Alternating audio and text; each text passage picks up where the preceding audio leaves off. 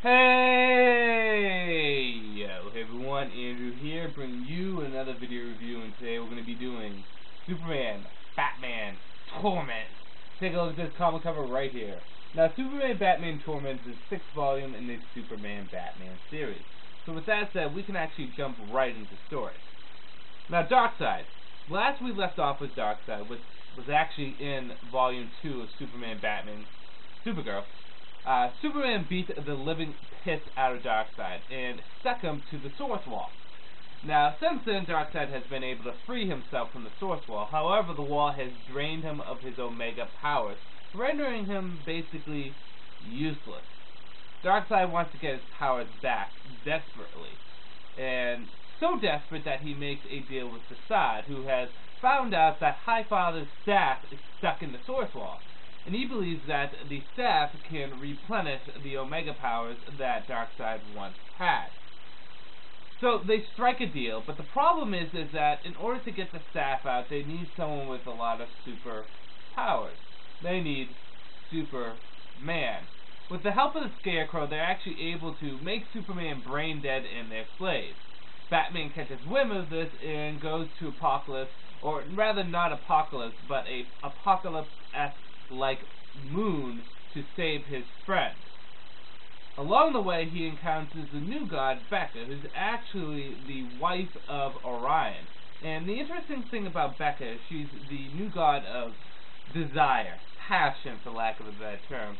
She can make people fall in love with her, personally, emotionally, physically, in any single way. They just get infatuated by her. And the same effect goes for her, that she falls in love with them. It's something that she can't control. And guess who she falls in love with? The Batman.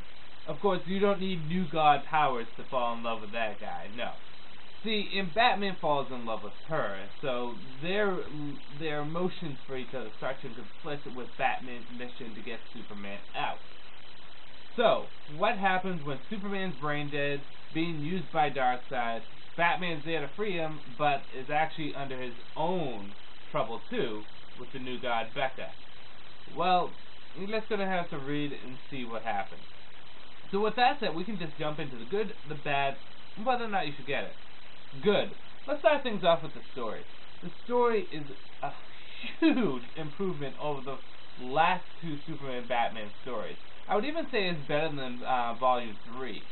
This story is well-paced, well-written, each character feels the form, and it's just well done. There's also a few parts in it where Superman's hallucinating and dreaming and seeing a lot of old Silver Age characters and seeing like Starro, Zebra Batman. I mean, if you know who Zebra Batman is, then I'll give you credit because that takes a lot to know. So, you know, there's a lot of good stuff in this. This is a well-paced story. The action is very nice in this. And the drama set up with Batman and Becca was just absolutely very well done. You can feel it's genuine because really Batman is the Batman. He can outthink, outmatch, and outdo any situation. But what happens when he's taken out of control, under the influence of someone else? And it makes Batman feel a little bit more human because as much as a human Batman is, I mean, he's the Batman. You can put Batman up against anyone, and no matter what the situation, Batman will win. At least that's what it's felt among the fandoms. But the thing is it makes Batman feel a little bit more human. It's nice, and it also gives Batman kind of a little bit of love interest, just for the story, not in general. But it's cool to see Batman give into his passions. But on the whole, the story was well-paced, well-written, well done. The art is very nice. The art is the same art done in the Batman Heart of Hush and Batman Private Case books.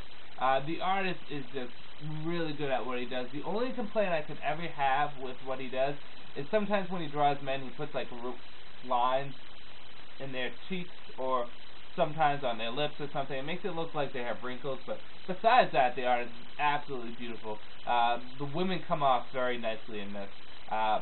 Actually, Darkseid comes off a little interesting. He looks like a short Humpty Dumpty, but besides that, the art is very good. So those are all the good. I mean, right there, those are the good. Bad.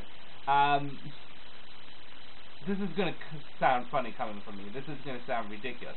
The only bad with this is it's a lot more Batman than it is Superman. You might as well just call this The Adventures of Batman and his brain-dead sidekick Superman. Because, you know, Superman's really not showcased in this. Anything done with Superman is automatically overshadowed with what's happening with Batman and Becca. And then Superman becomes brain dead for half of it, and really it's all Batman in there. And you know, I'm okay with that, but for the story itself, it really should be more balanced, because it isn't Batman and his brain dead super friend Superman. This is Superman Batman. I come here to read a title about a team up between the two. If I want to read Batman, I'll go read Batman in his comics. If I want to see Batman humiliate or look better than Superman, well, I can read almost anything. But the fact of the matter remains is I'm looking for a Superman-Batman team-up. But I mean, that's such a small problem. It's not like Superman's ridiculously overshadowed. He has a lot that happens in here. It just feels as though it's more of a Batman title. Whether or not you should get it, definitely. This is a great story. Not only should you get it because it's a great story, but because this also kind of leads up into Death of the New Gods and Final Crisis, at least with the final few pages, and also with the scenes that's going on with Darkseid, Desaad, and all the New Gods at the time. It's a well-written story. It's definitely up there. It's not quite as good as Volume 1 and Volume 2, Public Enemies and Supergirl, but it is better than everything else. It's better than Volume 3, better than Volume 4, better than Volume 5. Which is kind of funny, because if you look at the Superman Batman series, it's like a roller coaster. You know, you have a lot of good, some bad, a lot of good, some bad, a lot of good, and some bad. But this is definitely worth picking up.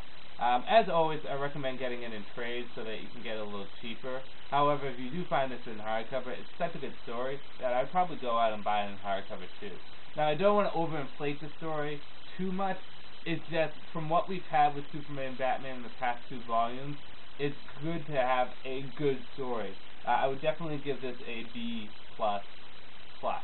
Actually, probably an A-. It's a fairly good story. So with that said, Superman Batman Torment, it is definitely not a torment to read this. This is a good Batman Superman story, and I'm happy that this series gets back on track at this point. So with that said, this is Andrew saying, peace out for now.